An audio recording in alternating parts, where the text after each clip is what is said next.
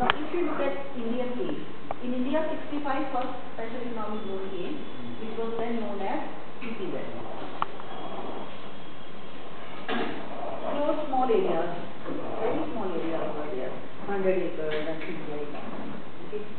And they were closed, set up near the ports. Basically, the objective was to offer fiscal incentives for export promotion. They came in the import substituting regime. Over these years, over the whole of these years, 6 more special economic zones were set up. All were set up by the central government as small trade enclaves near the port areas. These were inhabited by small companies, okay, not the large companies. In 2000, strategy changed. This strategy changed in 2000. A new policy was announced along China's SME, along the lines of China. Okay, the idea was to give a big push. The idea was not to convert existing EPZs into special economic zones. The idea was to set up them afresh, new special economic zones. And these were to be set up by the private sector. These were to be big, unlike the existing small ones. And these were to be set up by the private sector and the state government entities. Okay. Now, but unlike Chinese special economic zones, they were to be closed.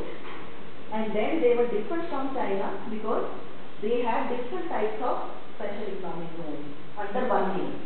China had different nomenclature. But we wanted to set up all these zones under the same name, that is special economic.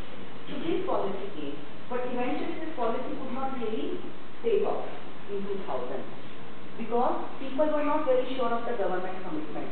Even after writing X, government is not serious, and this policy was launched without any act, okay, to support the policy. So there were some zones, in fact there were 12 zones which were set up by state government, and again these were not very large. Okay. So what happened in 2005?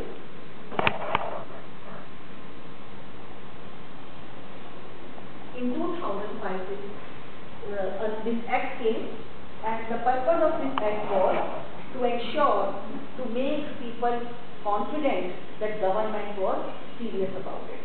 SEZ Act of 2005 was not a policy. It was the act to support the policy which was announced in 2000. Why there was so much of hue and cry? The reason was that after this act came, there was rush to set up special economic zones. And let me also tell you, because I have been involved in the policy making itself in 2004, that at that time when this act was passed, nobody was serious about it because special economic zones were never successful in our country. So nobody was really paying much attention to their success or non-success. The act came, it had been on the internet for quite some time. Not many people even noticed that. The bill was on the net for a year. Okay. Not many comments came. There was very little discussion on that. Only the leftists actually raised this objection because the initial bill had labor laws, labor reforms. Okay. Now the leftists actually raised objection on labor reforms, and government readily accepted that, and that chapter had gone. Okay, that was the 16th that was done, basically. But this was passed without much resistance. Now the problem started coming up with the act when there was rush. The act came, people, and that again was because of the ignorance of many developers. They just looked at tax benefits. They did not read the act properly. They did not see how they were so much different from real estate development. So many people just thought that this was the time when they could actually make use of the opportunity without knowing what was in the store of luck. They did not really understand the implications. The implications came to be known much later, and now many people are surrendering them. So at that time also, because I was in touch with the developers, and I know that some of them were saying that there is rush because people don't understand what is there. and this would happen, and that happened. Okay. Is it not because in last budget there was something regarding that, so they levied, there is change in policy, so it changes entire dynamics and feasibility by which developers went there. Actually, this is only a kind of, I will show you. There are 580 zones which are approved, which are notified. Only 133 zones are actually reporting some activity. The rest of the zones are not reporting. What are people doing with that? So much investment has gone into that because land itself is very expensive. Okay. They are looking for ways to get out of that. The whole thing is very, very difficult, let me tell you. I actually am very, very closely associated with the whole process, and I know that for developers, it is, and for small developers especially, it is very difficult to set up and operate special economic zones. They are just looking for some opportunity. Okay, this is what is happening actually, and now MAT came. That was a kind of, what was going to say? Death knell. Death knell. That is the right word for them.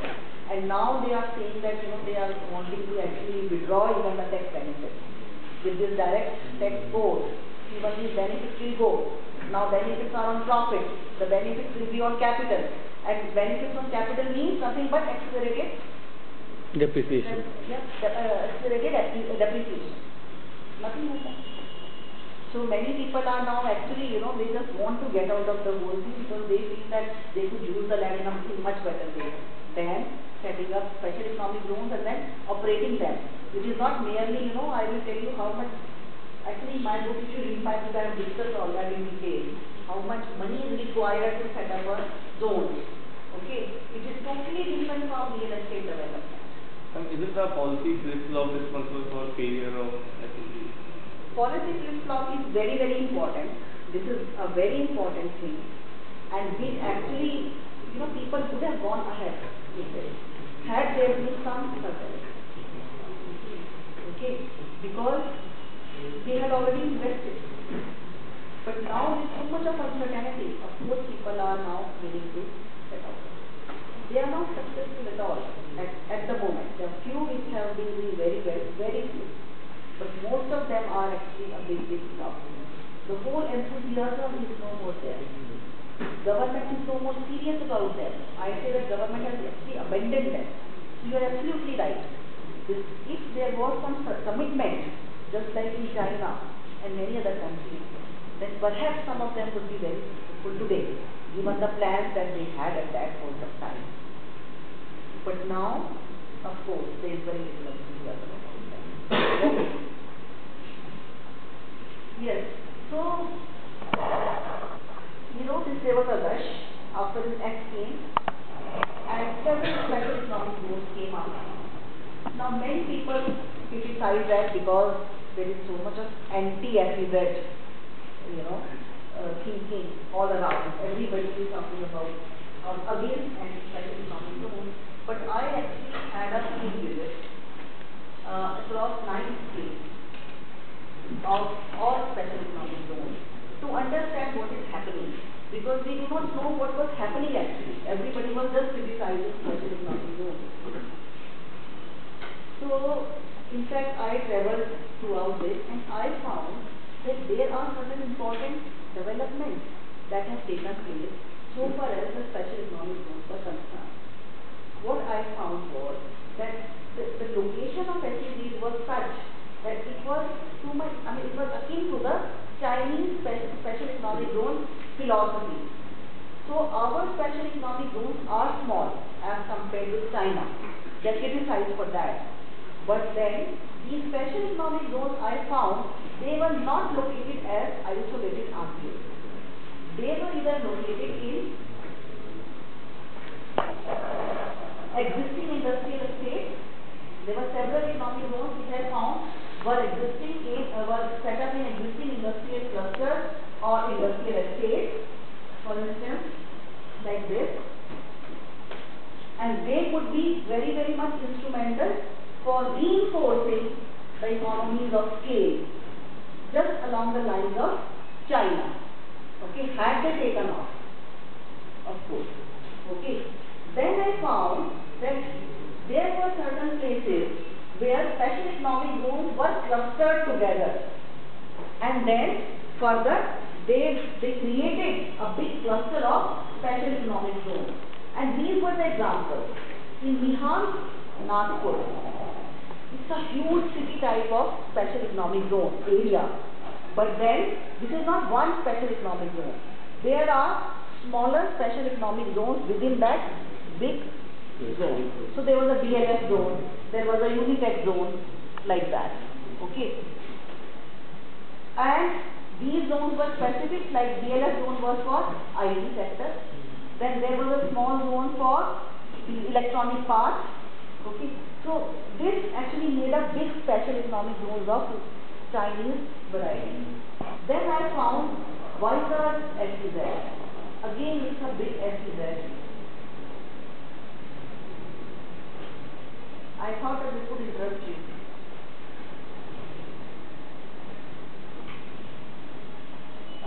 In Visakhapatnam, there is a big special economic zone, which is again, it's not again one special economic zone. There are several parts of that special economic zone which are actually small clusters which are likely to reinforce each other.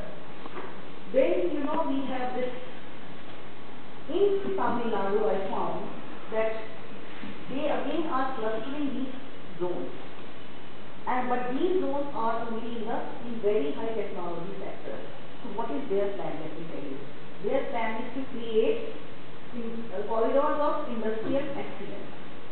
They had identified, now the plans are in haywire, but they identified 3 corridors of industrial excellence. And each corridor was to complement the other one.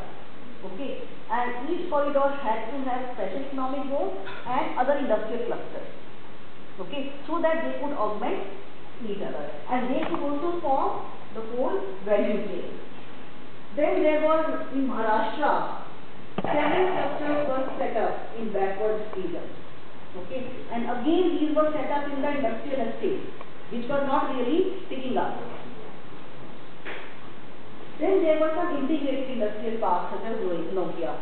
Nokia is an integrated park in the sense that Nokia or Nokia subsidiaries, that is those which are producing components. Vendors. Vendors. All the vendors, yeah. All these vendors, they are located in the same SEZ. So it is forming one value chain. Let me tell you, in electronics I visited, and they had the same plans. Of course, those plans could not materialize now, because when I went, the size has become very small. But initially they had big plans, and they had designed their main factory accordingly. You know, there was a big space, and the idea was that all these vendors would supply their products from one gate, and this will move for assembly. Okay, and the entire value chain will be formed within that factory. So all this material will be supplied to that in a circular way. This is how they had designed their factory, which was very, very interesting. But of course it didn't happen that way, and they are not very successful now. But the idea was that they would localize the global value chain. So what I found was that, you know, after all, the way they were coming up made a lot of sense. They could perhaps reduplicate our several industrial clusters as well. Okay. But then, and in that sense, our special economic zones were closer to China, not in any other sense.